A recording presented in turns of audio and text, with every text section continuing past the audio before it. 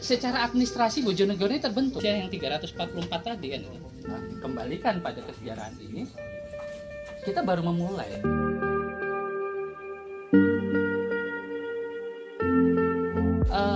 Fase perkembangan masyarakatnya menurut saya lebih maju kan ini.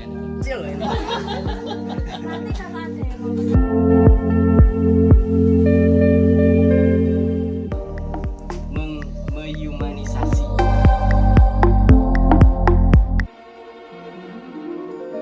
It's about life. It's about love. Di sini anti greetings. Ya saya Awe Saiful Huda, biasanya dipanggil Awe sih.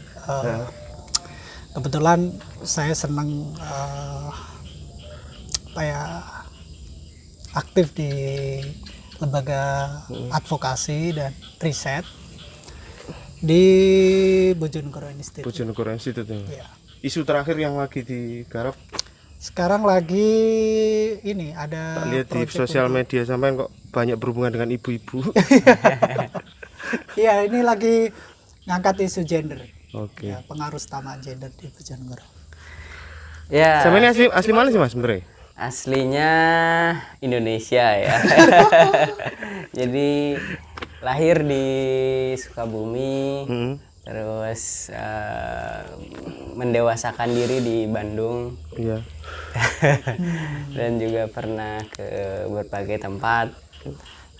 Terus berlabuh di Bojonegoro. Dan terakhir ini, bukan terakhir ya, mungkin ini adalah current apa namanya domisilinya di Bojonegoro.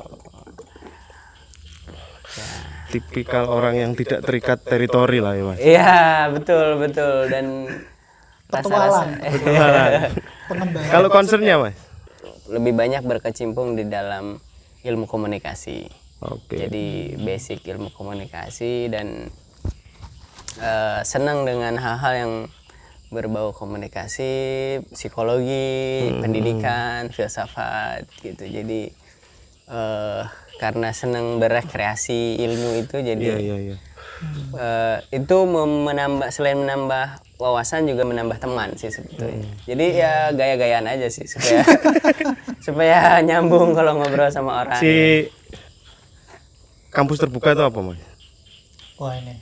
Ini kampus bebas terbuka. Bahasa resminya itu Mas. Iya. Mungkin saya dulu coba. Jadi satu ketika saya ini adalah sebuah sebetulnya ekspresi aja, bukan keresahan juga sih, nggak terlalu resah-resah amat ya, cuma karena nggak banyak yang saya pikirkan jadi nggak terlalu resah. Jadi waktu itu saya ketemu Mas Awe, Mas gimana kalau kita bikin satu kampus yang orang bisa kuliah tanpa harus mikirin SKS, tanpa harus mikirin jenjang, tanpa harus mikirin usia dan tanpa uang pendaftaran, gitu ya. Jadi, kan biasanya itu yang SPP yang bikin mikir itu. Nah, filosofinya adalah soal pendidikan. Jadi mungkin berawal dari melihat pendidikan saat ini di Indonesia terutama belum ada pendidikan yang benar-benar memanusiakan manusia gitu ya. Jadi pendidikan yang kalau yang saya anut ya, pendidikan itu kan seharusnya yang humanis dan membebaskan gitu. Nggak, artinya kalau di statement begitu berarti sebenarnya kampus terbuka ini tidak sesederhana forum diskusi. Wih. Enggak. Jadi semi pedagogi sih sebenarnya. Jadi bersifat pedagogis juga karena kita memang kelihatannya hanya kumpul-kumpul ngobrol bareng gitu, tapi kita juga membuat satu susunan di mana kita goalsnya kemana gitu. Jadi yang goals yang utamanya ya kita ingin memberikan ruang di mana orang bisa berpikir bebas, beropini bebas, kemudian berekreasi seperti yang saya lakukan itu, bebas rekreasi ilmu apapun gitu. Iya. Gitu. Jadi kadang-kadang kan orang terbebani untuk belajar. Wah, saya kayaknya bukan bidang itu. Kemudian dia nggak belajar itu. Saya sekolah di bidang, katakanlah misalkan saya sekolah di bidang komunikasi, terus kemudian saya membatasi diri untuk tidak belajar teknik gitu, untuk tidak belajar sains gitu. Nah, padahal sebetulnya alam semesta ini penuh dengan semua ilmu itu. Tidak ada dikotomi antar ilmu kan gitu. Nah itu yang kemudian kita ingin membangun satu ruang tanpa sekat, ruang pikiran yang nggak dibatasi dengan dimensi manusia. Artinya sebenarnya konsentrasinya ke medianya ya Mas ya, bukan ke gimana orang setelah keluar mau jadi apa. Kalau kampus kan mikirnya sampai ke sana. Ya itu juga kita harus juga bisa meluluskan orang-orang yang cerdas. Oke. Jadi ketajaman proses yang terbuka, ketajaman berpikir, keluasan membuat ulang argumentasi gitu. Itu yang ingin kita luluskan tuh orang-orang seperti itu gitu. Walaupun mungkin orang hanya ikut 1-2 kali gitu kan. Ya nggak ada masalah, itu adalah proses belajar gitu. Pun ketika misalkan kita pengen, katakanlah harusnya idealnya ya kalau kita datang ke kampus kemudian di sana ada fakultas ini, fakultas itu, jurusan ini, jurusan itu, kita seharusnya bebas dong masuk ini, masuk itu. Kita belajar apapun masuk aja ke kelas itu gitu. Kan kayak tadi misalkan saya melihat Mas Agni kuliah gitu kan. Saya penasaran di kuliah apa sih yang diomongin di situ, dan men-trigger saya kayak menggelitik gitu, menggelitik saya pengen bertanya tuh ke dosennya. Nah itulah mungkin kelemahan saya juga di situ. Nah jangan dulu Mas, aku lagi nitip absen soalnya. Nanti ketahuan. Jadi kampus bebas terbuka sebetulnya mungkin lebih tepatnya kampus pembebasan dan keterbukaan gitu. Jadi bagaimana membebaskan dan keterbukaan itu, terbuka pikirannya, terbuka bahkan emosinya gitu, terbuka mentalnya, terbuka. Jadi mental block yang selama ini yang selalu mendominasi seseorang untuk malu bertanya, untuk malu mengeluarkan ide-idenya, bukan juga mungkin malu tapi juga takut juga. Proses pendidikan itu adalah proses bertanya, mencari jawaban. Untuk mencari jawaban harus bertanya gitu kan gitu. Nah di kampus inilah kita ingin membangun suasana seperti itu. Nah, kalau aku mengartikan kampus terbuka itu sebenarnya sekolah kehidupannya. Oke. Jadi iki luwih seru nih guys. Antep ini masih berapa menit loh? Iya, kalau kita bicara istilah kampus itu kan kita terkungkung oleh silabus, oleh sistem kampus, pembayaran SPP dan lain sebagainya tadi sebagaimana yang disampaikan Mas Malik. Sehingga endingnya perguruan tinggi seperti pabrik begitu. Iya, nah munculnya ide sekolah terbuka itu kalau dari saya itu ada banyak faktor yang yang saya rasakan. Misalkan salah satunya itu ya karena pandemi. Jadi di saat pandemi ini banyak aktivitas saya misalkan itu yang berkurang. Padahal kalau sebelum pandemi itu kan kita sering banyak acara diskusi dan lain sebagainya. Itu dari sisi momentum ada pandemi, sehingga kita butuh satu ruang untuk tetap pikiran kita hidup gitu. Jadi nalar kritis kita, penalaran terhadap persoalan, bagaimana mencari jalan keluarnya, itu harus tetap hidup. Padahal kita ngumpul-ngumpul nggak boleh. Bikin acara itu mahal. Pandemi ini bukan hari libur lah ya. Iya, seharusnya kan begitu. Nah, di satu sisi saya juga melihat bahwa di Bojonegoro itu budaya ngopi itu kan cukup kuat ya. Orang itu bisa ngopi berjam-jam, hanya satu cangkir itu secangkir itu bisa sampai setengah hari bahkan sehari penuh gitu. Nah, kopi di dalam budaya ngopi itu saya amati sebenarnya obrolannya menarik. Jadi mereka ngobrolin soal. Ini kita tidak melibatkan slot. Iya. Jadi obrolannya itu menarik tentang petani, tentang pemerintahan, tentang apa yang lagi viral. Gitu kan. Di dalam obrolan itu saya juga menangkap ada ide-ide yang sebenarnya bagus gitu. Yang kadang setelah ngopi itu menguap. Bagaimana kalau itu dibikin satu media yang bisa mempertemukan dan mengolah ide-ide itu lebih konstruktif gitu. Makanya kemudian ketika saya ketemu dengan Mas Malik, kita punya tiba-tiba muncul ya frekuensi. Jadi, bagaimana kalau kita bikin satu forum yang itu bisa mempertemukan ide-ide banyak orang yang berbeda-beda. Jadi pendekatannya keilmuan tapi konteksnya Bojonegoro. Sebetulnya kalau mata kuliah ya kita, mata kuliahnya bisa banyak. Makanya disebut bebas. Bebas juga bisa berarti kita ingin bahas apapun bebas. Gitu. Oke. Nggak ada. Nah, si kemarin kan sampai ada 2 pertemuan ya Mas ya. 2 pertemuan sebelumnya, di pertemuan sebelumnya kita bahas lingkungan, kemudian kemarin kita bahas apa? Branding. Oh iya iya. Ya, kita bahas branding. Kok nampaknya branding ini jadi sesuatu yang seru ya. Bahkan kelihatannya diskusinya jadi lebih seru daripada ngomongin Iya. lingkungan. Dan kayaknya setelah diskusi identitas atau branding itu, yang keluar malah yang lebih seru lagi gitu. Jadi menyikapi lontaran ide soal mempertanyakan identitas itu, Identitas justru orang Bojonegoro. banyak merespon itu. Padahal kelihatan branding ini kecil ternyata. Ternyata cakupannya luas. Kayak gitu. Yang menarik kan ketika 2 kali diskusi itu tema yang diangkat mencari jati diri Bojonegoro. Seolah-olah ya, iya.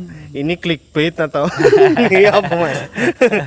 Sebenarnya apa? Juga. Perspektif tentang Bojonegoro yang kehilangan jati diri. Iya, bisa juga. Iya, menjadi galau kan. Bojonegoro. Ya apa Mas? Kalau menurut Mas Malik, sebelum kita tanya si penduduk lokal. Sebelum kita tanya pribumi ya, kita tanya timur asing dulu. Memang pertemuan kelas yang ke-6 kemarin itu kita bahas 2 kali soal city branding gitu. Bukan branding itu menarik sebetulnya kalau bagi saya, tapi persoalan identitas Bojonegoro itu yang mungkin menarik ya, mengusik orang gitu. Dimana ketika misalkan orang enak-enak, misalnya gini, orang masa ini tiba-tiba diem, lagi diam-diam ditanya siapa nama kamu gitu, terus nggak bisa jawab kan jadi rame gitu kan gitu. Kayak misalkan siapa Bojonegoro? Sama ini orang nggak pernah ngomongin itu, tiba-tiba ngomongin itu kan jadi rame gitu. Kalau ditanya nama enteng, jawabannya Agni atau jawabannya adalah Bojonegoro. Tapi kalau pertanyaannya kamu seperti apa? Itu yang bikin kamu siapa? Gitu. Bagaimana mendeskripsikan dirinya sendiri itu yang. Nah sebenarnya itu persoalan yang sederhana ya, cuma memang efeknya ke banyak hal, multidimensi kalau dalam konteks city branding ya. Nggak cuma city, jadi city branding itu juga bisa orang bilangnya place branding ya. Jadi branding tentang tempat gitu, dan branding itu bukan melulu soal jualan pariwisata. Tapi branding itu persoalan bagaimana kita bisa menginternalisasi identitas itu menjadi satu culture, menjadi satu mentalitas yang ada pada penduduk yang ada di ekosistem itu. Katakanlah misalkan penduduk Bojonegoro punya identitas ya identitas Bojonegoro. Jangan sampai kemudian dia kehilangan identitas kebojonegoroannya. Kenapa perlu itu gitu kan? Ya sebetulnya ending dari branding itu sendiri, endingnya ya ke ekonomi, kesejahteraan ekonomi, lingkungan yang lingkungan yang sehat, dan kemudian juga ke kesetaraan. Jadi bagaimana menciptakan itu di dalam konteks branding, bukan soal misalkan branding kemudian wah semua desa dijadiin desa wisata, kita branding Pinara Bojonegoro misalnya. Nggak begitu sih, nggak gitu juga kali gitu.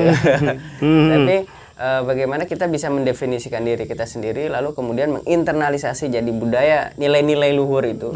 Dan sebenarnya ini udah dilakukan oleh leluhur kita gitu kan, sehingga muncullah daerah-daerah yang punya ciri khas gitu. Tak potong di situ Mas, ini kan kayak ada pergeseran ya. Kalau zaman 90-an itu kan branding tuh jargonistik ya, jargon kayak Jombang Beriman, apalagi begitu ya.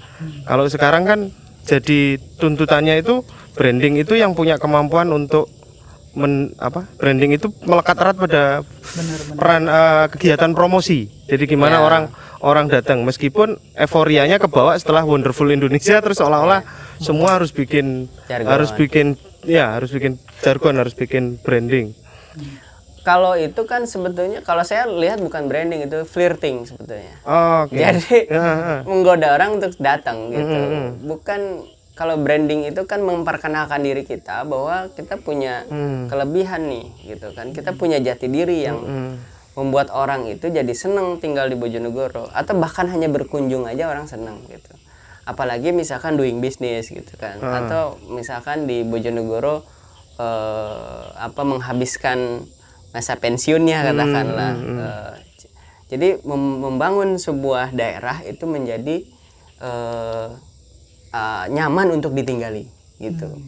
Itu jadi branding itu bukan persoalan misalkan orang, wah kita bikin event nih, event apa nih, branding. Itu hanya salah satu cara bagaimana orang mengenal daerah itu gitu. Jadi jargon kalau zaman dulu misalkan Bojonegoro kota beriman, bersih, indah, nyaman misalkan itu kan jargon-jargon doktrin sebetulnya. Iya.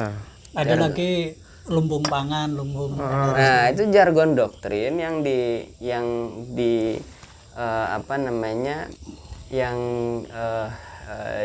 dipaksakan oleh rezim secara top down gitu. Sedangkan masyarakat sendiri nggak menginternalisasi jargon itu ke dalam dirinya. Nah, ini menarik.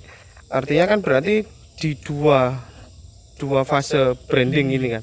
Dua fase branding ini titik tekannya adalah dua-duanya sama-sama top down nih.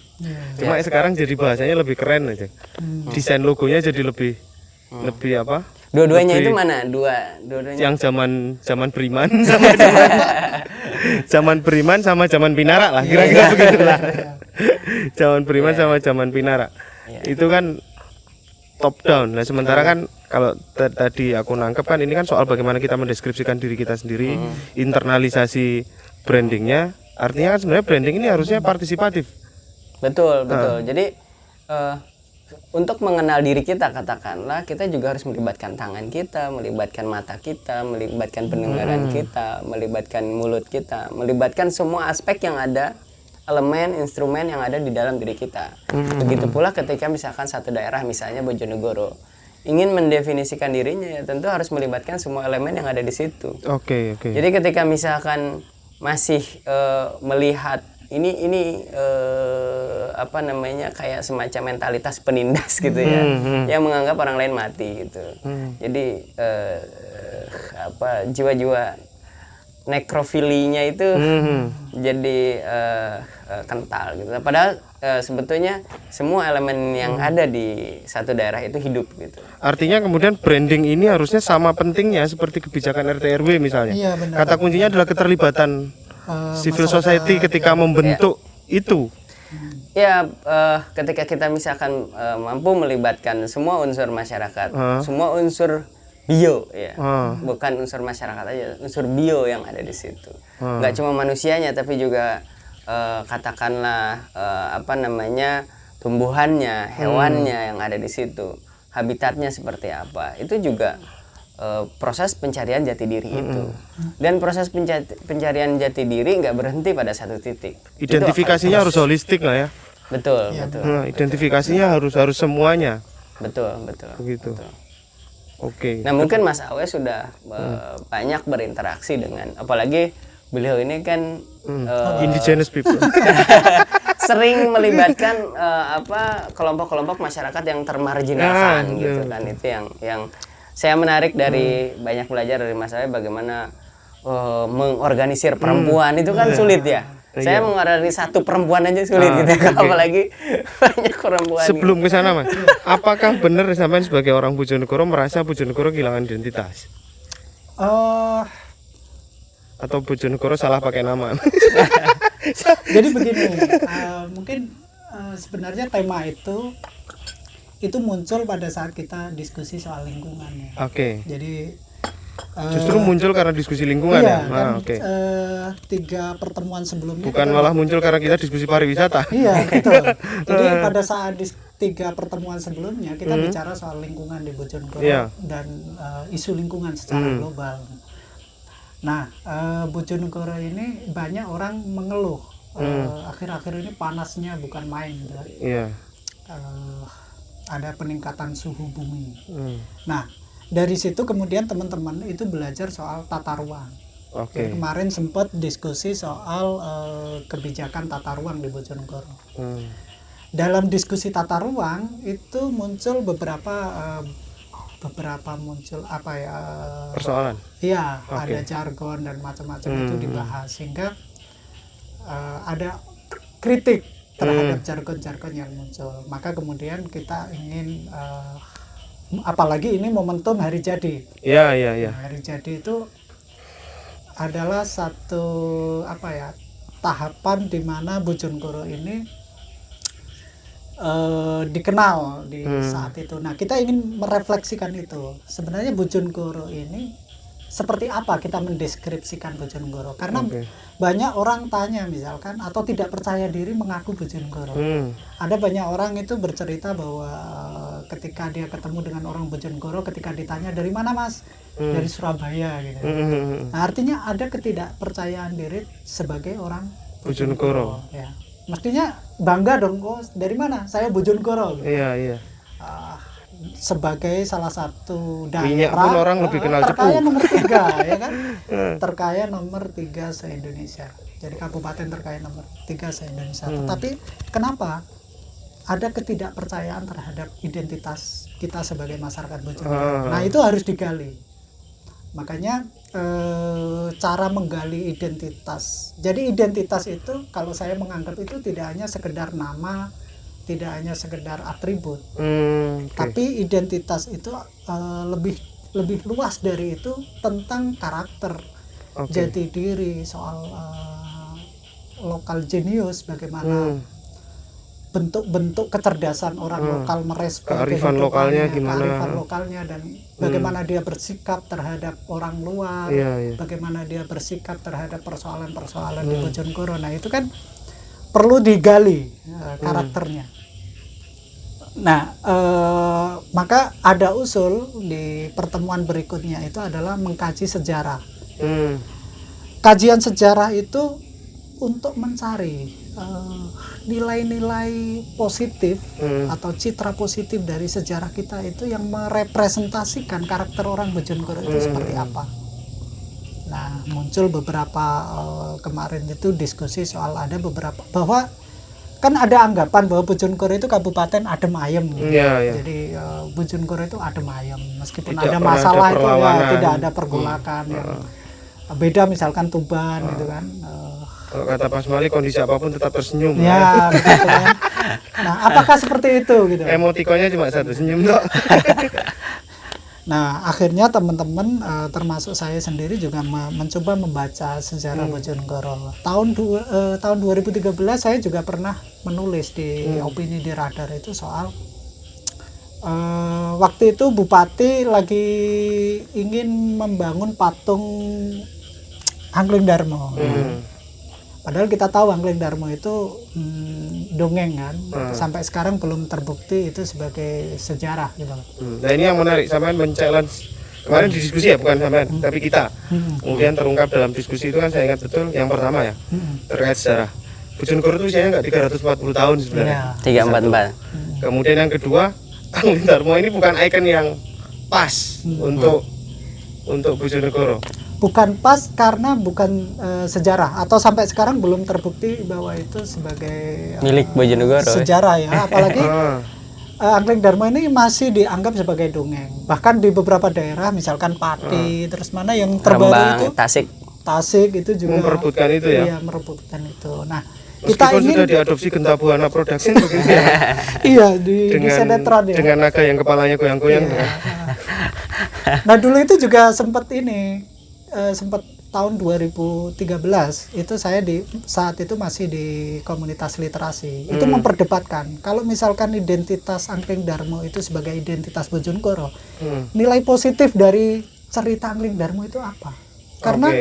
Karena misalkan di cerita Angling Darmo itu dia membunuh atau dia tidak menepati janjinya untuk Pati Obong. Iya, kan? Padahal istrinya sudah yang malah komitmen untuk Pati Obong kan. Yang kedua ada, kalau nggak salah itu ini nggak pro gender ya kan, tidak sensitif gender kan? Kacau ini. Tidak komitmen terhadap sumpah gitu kan. Nah, yang kedua itu kalau nggak salah itu berebut pacar dengan patihnya si angklung siapa Pade Madrim gitu kan. Nah, nilai positif apa dari cerita Angkling Darmo itu? Apakah dia gagah sakti tapi istrinya mati dan dia membiarkan begitu kan? Nah, waktu itu kita masih menganggap belum ada satu nilai yang bisa kita bawa, kita internalisasi sebagai karakter orang Bojonegoro dari dongeng itu. Nah, waktu Artinya itu ini bukan hanya tentang memori masa lalu, tapi Iya, ini benar. nilai apa yang masih bisa dihidupkan Iya. sampai hari ini gitu ya. jadi kita harus memberi perspektif baru soal sejarah. Jadi Dia hanya akan berakhir jadi folklore kalau Iya. tidak bisa menjadi local wisdom. iya, tidak menjadi kekuatan oke. penggerak gitu. Iya, iya, iya. Nah, kenapa waktu itu teman-teman saya dan teman-teman komunitas literasi mengangkat Sosrodilogo? Karena ada salah satu dokumen Belanda di KIT-LV kalau nggak salah waktu itu, bahwa Sosrodilogo ini adalah salah satu tokoh lokal di Bojonegoro yang dia berani melawan imperialisme Belanda. Jadi dia Sosrodilogo ini spesifik siapa, Mas? dia salah satu bupati, Oke. bupati di Bojonegoro. Tapi sebelum dia menjadi bupati dia Itu melawan jauh sebelum Raden Suryo ya? Raden Suryo. Suryo kan jadi karisidenan. Mas Tumapel yang pertama itu katanya. Oh, oke. Mapel. Nah, Sosrodilogo ini disebutkan di Kayaknya masih era kerajaan ya? iya, masih sudah Kabupaten Bojonegoro. Oke. Jadi, nah ini bicara soal sejarah Bojonegoro. Jadi kalau kita melihat sejarah Bojonegoro ada dua perspektif. Yang pertama mengatakan bahwa usia Bojonegoro itu 344 tahun ya kan. Yang hari jadinya besok tanggal 20 Oktober. Itu diambil dari peristiwa perubahan status Kadipaten Jipang menjadi Kabupaten Jipang. Jadi diambil dari momentum itu. Nah, kalau kita menggali sejarah Bojonegoro dalam arti bahwa dinamakan Bojonegoro, itu justru kalau nggak salah ya, itu tanggal 25 September ya, itu kalau nggak salah itu belum 100 berapa tahunnya, aku lupa itu. Nah, itu. Jadi tapi nggak apa-apa, maksudnya Dan kalau ini dalam diskusi kemarin terkonfirmasi karena ada Bojonegoro Tempo dulu ya. Ada ada komunitas teman-teman yang memang Pemerhati dia sejarah pemerhati Bojonegoro. sejarah. Mereka menggali beberapa dokumen-dokumen. Tapi nggak apa-apa, misalkan kita mengambil dari sejarah yang lama, nggak apa-apa. Toh nama itu hanya status yuridis kan, bahwa ini namanya Bojonegoro, ini Kabupaten Jipang gitu kan. Tapi persoalannya adalah karakter masyarakat itu kan udah jauh sebelum nama Bojonegoro itu ada. Ini bukan hanya tentang pendapat dari sebagian forum itu menolak Bojonegoro menolak tua. Iya. Iya. Kalau saya sih soal nilai apa yang masih bisa dijangkau, masih bisa dihidupkan begitu ya. Jadi kalau kita misal kejauhan lah kalau 344 tahun yang lalu itu masih harus direpresentasikan sekarang ya. Nah, kenapa kalau misalkan kita menggali karakter Bojonegoro itu kan tidak mungkin kita hanya melihat dari peristiwa sejarah perubahan dari Rajabesi menjadi Bojonegoro kan. Kita justru bisa menggali jauh lebih lama lagi, misalkan di abad, kalau nggak salah itu di salah satu bukunya Seno Gumira Aji Dharma ya, itu di Nagabumi. Itu di abad 8 ya, itu Sailendra ya kalau nggak salah. Era itu di cerita itu sudah sedikit bicara soal alam Bojonegoro yang penuh dengan hutan jati dan sungai yang ramai dengan lalu lintas transportasi umum waktu itu. Nah, kalau kita bicara karakter Bojonegoro kan bisa membaca lebih jauh lagi, karena yang namanya local genius atau kearifan lokal itu dia tidak terbatasi oleh sebuah nama gitu. Gitu. Oke. Nah ini Mas, kemarin tuh yang menarik Mas Mali kan bawa literatur Aswar Anas ya. Oh ya, yang branding. Nah, jadi branding itu adalah proses harmonisasi itu loh Mas. Iya, iya. Itu yang menarik. Nah, kalau memang senang kita dengerin sejarah tuh. Iya. Tapi kan yang bahaya dari sejarah tuh kalau kita terjebak ke romantisme Ya. belaka. Ya, seperti yang saya bilang bahwa sejarah itu adalah jejak. Ya, sejarah itu kita mungkin juga harus banyak bertanya juga versi sejarah yang mana yang mau kita pakai. Oke. Yang menulis sejarah itu biasanya para pemenang, Heeh. para penguasa pada saat itu. Bahkan simpang siur antara lahirnya Bojonegoro juga itu akibat dari perbedaan itu gitu. Siapa yang mencatat kan gitu. Misalkan kemarin kan ada kecurigaan juga bahwa diambilnya tanggal 20 Oktober itu sama dengan hari lahirnya Golkar. Golkar. Iya. Iya, wajar sih kecurigaan semacam itu wajar karena memang harus juga benar-benar dibuktikan. Faktanya memang lahir. Kita harus tahu dulu bidannya siapa nih. Catatan sipilnya pada waktu itu siapa gitu kan. Bedanya kuning apa hijau ini? Akte kelahirannya harus jelas. Kalau kembali ke harmonisasi, sebenarnya apa elemen apa saja Mas yang bisa diurai untuk bisa harusnya itu terharmonisasi? Jadi dalam konteks mungkin kita boleh, kalau saya melihat gini, kabupaten yang untuk current time ya, kabupaten terkini yang lumayan sukses dalam branding wilayahnya itu Banyuwangi gitu ya. Banyuwangi, dan itu disintesakan dalam satu buku anti mainstream branding, anti mainstream marketing. 20 jurus membranding Banyuwangi gitu ya, ala Azwar Anas. Nomor 5 akan bikin Anda tercengang. Iya. walaupun saya pikir itu yang nyusun buku bukan dia Azwar sendiri Anas, sih ya, cuma kan memang dia yang berperan di situ. Nah, soal harmonisasi, jadi ada unsur-unsur di dalam masyarakat itu kan, pertama unsur leadership, terus kemudian unsur environment, terus unsur masyarakatnya itu sendiri. Jadi makhluk hidupnya yang ada di situ. Nah, leadership ini kan bertumbuh pada pemerintahan. Jadi bagaimana yang menggerakkan roda kehidupan di situ kan pemerintahannya, gitu ya. Jadi pemerintah diamanahi oleh masyarakat untuk bisa menggerakkan daerah itu sehingga bisa tumbuh ekonominya, bisa bagus lingkungannya, dan bisa dinikmati oleh semua kelompok gitu ya. Jadi kesetaraan itu di situ. Nah, mulai harmonisasi dari leadershipnya itu dulu. Jadi kalau di bukunya Azwar Anas itu kan dia bahkan mengalah gitu kan ketika berbeda pendapat dengan wakil bupatinya gitu. Demi bukan malah berantem ya? Bukan malah berantem.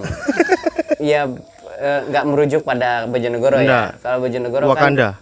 Iya. Bojonegoro kan adem apa tadi, kota Adem ayem. Kota adem ayem ya. Jadi saya rasa Bojonegoro adem ayem aja. Karena kalau misalkan ada berantem antara bupati dan wabub itu hanya kayak gimmick ya, atau mungkin itu bagian dari tari tenggul gitu ya.